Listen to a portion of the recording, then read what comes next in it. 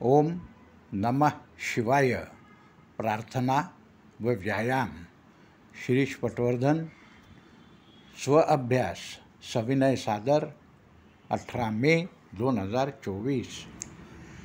योग साधनेच्या सुरुवातीला नेहमी 3 ओंकार व पतंजलीच्या प्रार्थनेने सुरुवात होते, शेवट शांतीपाठाने।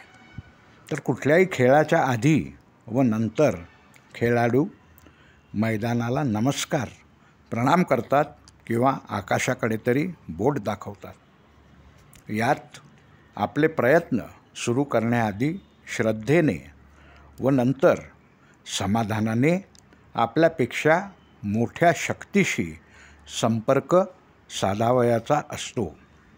याचाच मतितार्थ नाहम करता हरि करता, हरि करता ही केवलम या प्रार्थनेत आहे।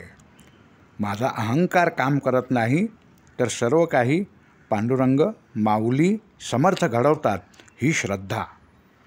आपले प्रयत्न यथामती यथायोग्य पूर्ण झाल्यावर जे काही घडले ते पांडुरंग समर्थ माऊली कृपेने जे काही घडते ते त्याला समर्पित।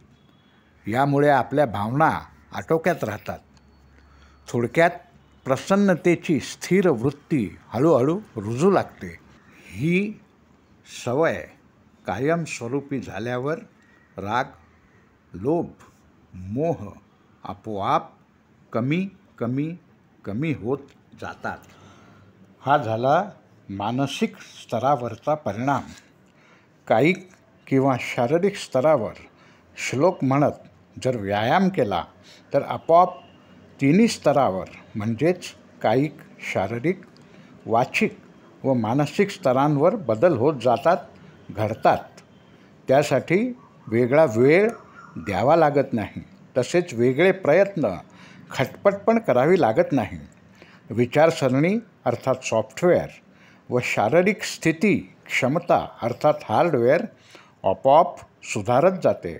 उदाहरणार्थ, सूर्यनमस्कार करताना एका सूर्यनमस्काराला 1 श्लोक आणि जर 12 ते 50 सूर्यनमस्कार केले तर आपोआप त्या श्लोकांशी, विचारांची, भावनांची आपण एकरूप होऊ।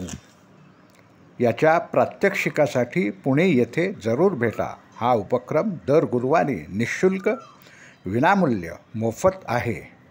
पूर्णविराम। श्रीराम। ओम नमः शिवाय। जय जय रघुवीर समर्थ।